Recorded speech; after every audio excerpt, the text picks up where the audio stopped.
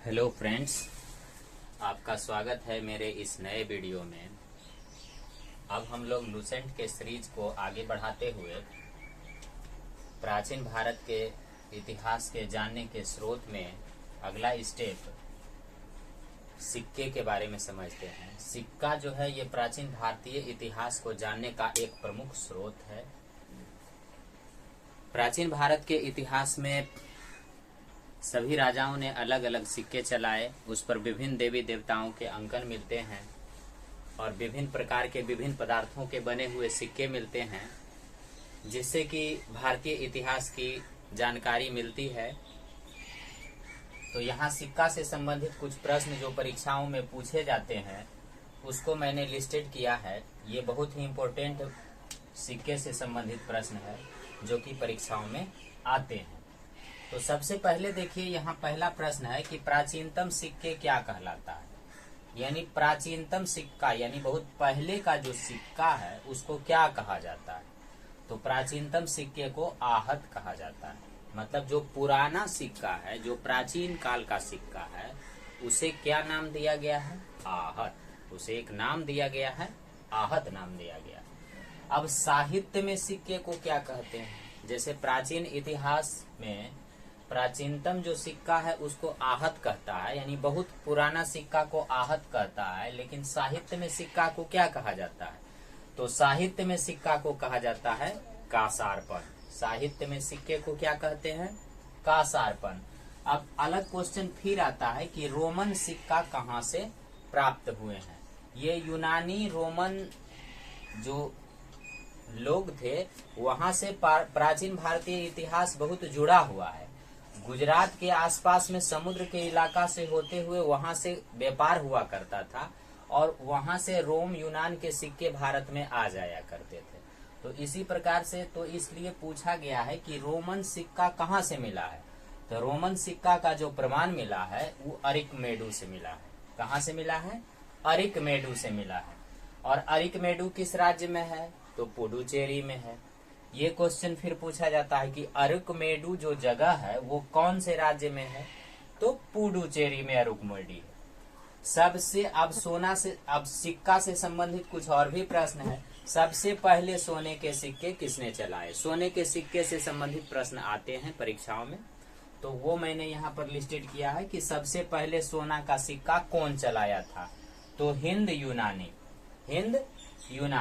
यूनान के जो लोग थे, यूनान के हिंद यूनानी, वही सबसे पहले सोने के सिक्के को प्रचलन में लाए थे, सोने के सिक्के को चलाए थे। और सबसे शुद्ध सोना का सिक्का किसने चलाया? तो सबसे शुद्ध सोना का सिक्का कुषाण वंश ने चलाया। सबसे पहले सोना का सिक्का किसने चलाया? हिंद यूनानी ने। सबसे शुद्ध सोना का सिक्का, एकदम प्योर सोना का जो सिक्का है, एकदम शुद्ध, ज्यादा शुद्ध सिक्का किसने चलाया? तो कुषाण वंश वालों ने चलाया। और इसी से एक और प्रश्न आता है कि सबसे ज्यादा सोना का सिक्का कौन चलाया? तो गुप्त शासक चलाया। सबसे ज्यादा सोना का सिक्का किसने चलाया? गुप्त शासकों ने। अब गुप्त शासक में एक गुप्त शासक थे समुद्रगुप्त। समुद्रगुप्त को जो है सिक्का पर जो फोटो है समुद्रगुप्त को का, उसमें समुद्रगुप्त को बीना लिए हुए, बीना बजाते हुए दिखाया गया है। इससे क्या पता चलता है? तो इससे ये पता चलता है कि समुद्रगुप्त संगीत का प्रेमी था। समुद्रगुप्त संगीत का प्रेमी था। तो ये दोनों रिलेटेड क्वेश्चन है कि गुप्त शासक में से सबसे ज्यादा सोना का सिक्का गुप्त शासक चलाया, और गुप्त शासक में ही एक शासक समुद्रगुप्त थे जो कि बीना बजाते हुए सिक्का पर मिले हैं, जिनका फोटो। तो इससे ये क्या पता चलता है? तो ये पता चलता है कि वो संगीत का प्रेमी थे। सबसे पहले सोना का सिक्का किसने चलाया? हिंद यूनानियों ने। सबसे शुद्ध सोना का सिक्का किसने चलाया? कुषाण वंश ने। सबसे ज्यादा ज्यादा सोना का सिक्का किसने चलाया? गुप्त शासकों में। गुप्त शासकों में संगीत प्रेमी कौन था? समुद्रगुप्त। कैसे पता चलता है? बीना बजाते हुए सिक्का पर उसको दिखाया गया है। सबसे प्राचीनतम सिक्का क्या कहलाता है? आहत। साहित्य में सिक्का को क्या कहते हैं? कासारपन। सिक्का, रोमन सिक्का मिला कहाँ से है? अरिकमेडु से। अरिकमेडु कहाँ है? पुडुचेरी में। और सब इस प्रकार से ये क्वेश्चन जो है आपको बार बार रिपीट करना है। अब अगला पॉइंट है स्मारक। ये भी प्राचीन इतिहास को जानने का एक बहुत ही महत्वपूर्ण स्रोत है। स्मारक के द्वारा ही हम लोग इतिहास के बारे में जानकारियां प्राप्त करते हैं। तो स्मारक के अंतर्गत क्या आता है कि स्मारक के अंतर्गत कोई भी संरचना जो कि इतिहास के दृष्टिकोण से महत्वपूर्ण है, कोई निर्माण किया हुआ चीज, कोई गुफा, कोई दफन स्थान यानी कब्र, शवागृह, चट्टान, मूर्ति, शिलालेख जो कि पुरातात्विक रुचि का है, ये सब क्या कहलाता है? स्मारक कहलाता है। यानी स्मारक हम लोग किसको कहेंगे? स्मारक यानी जो याद रखने लायक चीज है, यादगार चीज है, उसको हम लोग स्मारक कहते हैं। अभी के समय में भी जैसे शहीद स्मारक, किसी चीज को याद रखना है तो उसके लिए हम लोग क्या करते हैं? कारगिल के शहीदों का स्मारक बना दिया गया है। यानी कि यादगार करने के लिए, याद करने के लिए। अब ताजमहल का निर्माण शाहजहां ने मुमताज की याद में करवा दिया। तो इस प्रकार से स्मारक का जो प्रयोग होता है, वो स्मारक प्राचीन इतिहास को जानने के स्रोत बन जाया करते हैं। तो वही है स्मारक कहते किसको है? तो कोई भी ऐसी संरचना, कोई ऐसा निर्माण, कोई गुफा, कोई दफन स्थान, कोई चट्टान, मूर्ति, शिलालेख जैसी जो कि पुरातात्विक रुचि का हो, जो इतिहास के दृष्टिकोण से अध्ययन करने के लिए महत्वपूर्ण हो, उसको हम लोग कहते हैं स्मारक। इसके अंतर्गत आप उदाहरण देख सकते हैं कि सिंधु घाटी सभ्यता का जो अन्नागार है, जो खुदाई किया गया, तो खुदाई के फलस्वरूप अन्नागार, स्नानागार ये सब जो प्राप्त हुआ, वो उससे बहुत सारी जानकारियां मिलती है। अर्थात ये पुरातात्विक दृष्टिकोण से महत्वपूर्ण है। अन्नागार से, स्नानागार से हम लोग यह समझते हैं, यह जानते हैं कि किस प्रकार से एक जगह इकट्ठा करके अन्न को रखते थे, कैसे धार्मिक कार्यों में जो है एक जगह इकट्ठा होकर स्नान करते थे, वहाँ किस प्रकार से पानी का व्यवस्था किया गया है, किस प्रकार से नालियों का उसमें व्यवस्था था। तो ये सब इतिहास के जानने के दृष्टिकोण से ये सारा स्मारक क्या हो गया? महत्वपूर्ण हो गया। इसी प्रकार से अजंता की गुफाएं, एलोरा की गुफाएं, उस पर बने हुए शैलचित्र से हमें प्राचीन इतिहास के कलाओं के बारे में जानकारियां मिलती है। उस समय के बहुत सारे ऐतिहासिक, पौराणिक और सांस्कृतिक विचारधाराओं के बारे में पता चलता है। कंदरिया महादेव मंदिर, लिंगराज मंदिर जो कि भुवनेश्वर में है, बौद्ध स्तूप यानी किसी के मरने के बाद उनके हड्डी के ऊपर जो बड़ा सा जो बना दिया जाता था, ऊंचा ढेर करके जो बना दिया जाता था स्मारक, यानी कि आप शवगृह बोल सकते हैं, वो सब स्तूप हुआ। गोलघर, जामा मस्जिद, ताजमहल, ये सब जो है स्मारक के अंतर्गत आता है। और इन सब चीजों का अध्ययन करने से इतिहासकार को उस समय के इतिहास की जानकारियां प्राप्त होती है। इसी कारण से ऐसे चीजों को जो पुरातात्विक रुचि का हो, उसको स्मारक कहा जाता है। तो ये स्मारक भी प्राचीन इतिहास को जानने के स्रोतों में से एक बहुत ही महत्वपूर्ण चीज है। अब हम अगला प्राचीन इतिहास को जानने के अगला स्रोत में मुहर की बात करते हैं। तो मुहर को एक्चुअली इंग्लिश में सील बोला जाता है। आप लोग सील समझते होंगे, जैसे जाति प्रमाण पत्र, आय प्रमाण पत्र आप बनाने जाते हैं तो उस पर मोहर की आवश्यकता होती है, उसी को सील कहते हैं, उसी को मोहर कहते हैं। आप केवाला करवाते हैं तो उस पर मोहर लगता है। आप के परीक्षाओं में जो प्रमाण पत्र दिए जाते हैं, जो सर्टिफिकेट दिए जाते हैं, उसमें बोर्ड ऑफिस से यानी आपके काउंसिल से आपके मोहर लगा हुआ होता है। उसी मोहर को मोहर या सील कहते हैं। उसी को क्या कहते हैं? सील कहते हैं। तो अभी के भाषा में हम लोग सील क्या है ये समझ गए। ये प्राचीन इतिहास को जानने का क्या है? मुख्य स्रोत होता है। ये बहुत ही अच्छा स्रोत होता है। यानी मुहर कहते किसको है? तो कोई भी दस्तावेज हो जिसमें कागज के वाला अन्य प्रकार के प्रमाण पत्र, जितने भी डॉक्यूमेंट्स हो गए, वो सारे दस्तावेज हो, या कोई ताला, जैसे ताला में कहीं कोई ऑफिस से लोग बाहर निकलता है, ऑफिस से जब अपने घर को जाता है ऑफिस छोड़कर, तो ऑफिस के अंदर कोई छेड़छाड़ तो नहीं कर रहा है, उसके लिए ताला मार के उसमें क्या करता है कि लॉक करके फिर उसको सील मोहर मार दिया जाता है। और यदि वो मोहर दूसरे दिन सही सलामत है तो मतलब ऑफिस में कुछ नहीं हुआ है, और यदि वो टूटा हुआ है तो मतलब कुछ हुआ है। तो इस प्रकार से ताला में भी जो है मोहर लगाया जाता है, या अन्य वस्तु जिसमें कि कोई प्रकार का छेड़छाड़ न हो उसके लिए जो, या अन्य कोई वस्तु को प्रमाणित करने के लिए, प्रूफ करने के लिए कि ये मेरे द्वारा इशू है, इस प्रकार का जो प्रमाण उस पर अंकित लगाया जाता है उसी को हम लोग क्या कहते हैं, मोहर कहते हैं या सील कहते हैं। अब यहाँ देखिए, सिंधु घाटी सभ्यता में जो मोहर होता था वो हाथी के चिन्ह का होता था। इसी प्रकार से हड़प्पा सभ्यता में सैलखड़ी नामक पत्थर पर जानवरों के चित्र बनाए जाते थे।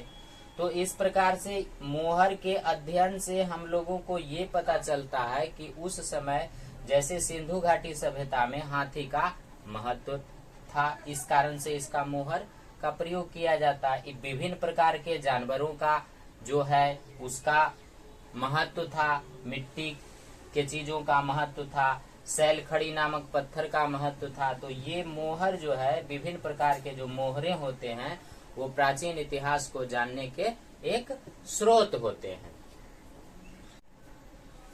अगला इतिहास को जानने का प्रमुख स्रोत में से मृदभांड आता है।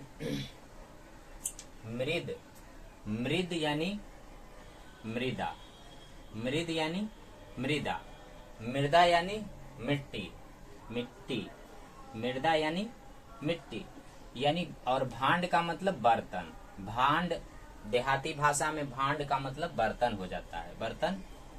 तो इस प्रकार से मृद भांड का अर्थ जो है अगर हम निकाल के देखें कि मृद भांड का क्या अर्थ होता है, तो सामान्यतः इसका अर्थ होता है मिट्टी के बर्तन। मृद यानी मिट्टी और भांड मतलब बर्तन, तो मिट्टी का बर्तन यानी मृद भांड का क्या अर्थ हो गया, मृद भांड का मोटा मोटी अर्थ हो गया मिट्टी के बर्तन।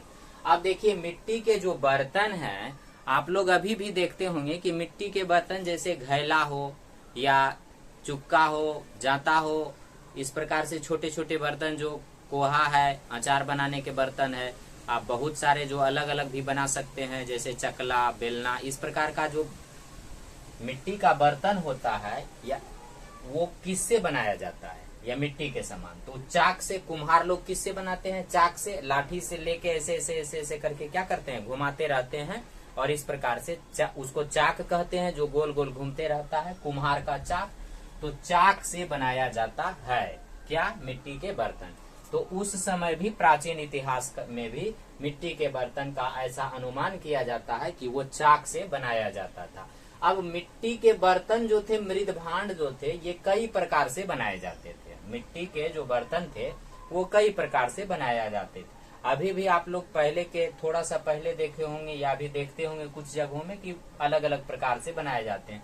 तो सेम चीज प्राचीन इतिहास में भी मिट्टी के बर्तन अलग अलग प्रकार से बनाए जाते हैं, और इसका कुछ प्रमाण मिला है जिससे इतिहास को पढ़ने में सुविधा प्रतीत होती है, इतिहास को जानने के स्रोत में काफी मदद मिलता है। तो ये कई प्रकार से मृद भांड बनाए जाते थे, कई प्रकार के, जैसे चित्रित धूसर मृद भांड, चित्रित धूसर मृद भांड का जो है प्रयोग किया जाता था।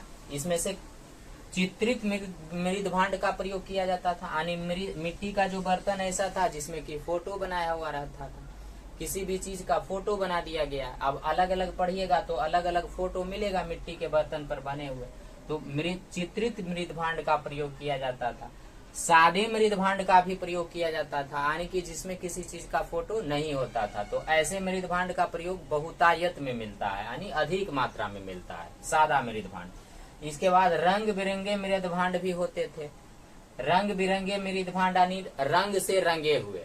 तो प्रायः आप ये 3 रंग का अक्सर प्रयोग किया जाता था कि लाल रंग से रंग दिया बर्तन को, काला रंग से रंग दिया, हरा रंग से रंग दिया। ये 3 रंग का, लाल, काला और हरा रंग का अधिकतर प्रयोग किया जाता था बर्तन को रंगने में, कलाई करने में। तो ये रंग बिरंगे मृद भांड। छिद्रित मृद भांड, आप विशेष दैनिक जीवन में विशेष उपयोग के लिए जो है छेद किया हुआ जो मृद भांड था, उसमें ऐसा भी पाया गया है कि उसके अंदर क्या है, छेद किया हुआ है। तो ये छिद्रित मृद भांड का भी उपयोग मिला है। तो इस प्रकार से आप देख सकते हैं कि मृदभांड जो है ये भी एक इतिहास को, प्राचीन इतिहास को जानने का एक बहुत ही मुख्य स्रोत है। तो इस प्रकार से मेरे प्यारे विद्यार्थियों, आपको प्राचीन इतिहास को जानने के जो स्रोत हैं उसमें से मैंने जो 4 भागों में इसको डिवाइड किया था उसको अब हम लोग पूरा कर चुके हैं। अब आपको क्या करना है कि इन सब चीजों को बार बार पढ़ना है, इससे रिलेटेड चीजों को पढ़ना है। साथ में किसी और का भी आप वीडियो देख सकते हैं, जैसे खान सर का भी वीडियो देख सकते हैं। उसके अलावा जो है और भी बुकों को भी पढ़ना है, और खास करके जिसको मैंने बताया है ये सारे इम्पोर्टेंट चीज हैं, इसको आपको एकदम अच्छा तरह से पढ़ लेना है। इसको पढ़ लेने के बाद आप एग्जाम क्वालिफाई कर जाइएगा आराम से। तो मेरे प्यारे बच्चों, अब जो है इस वीडियो को यहीं बंद करते हैं।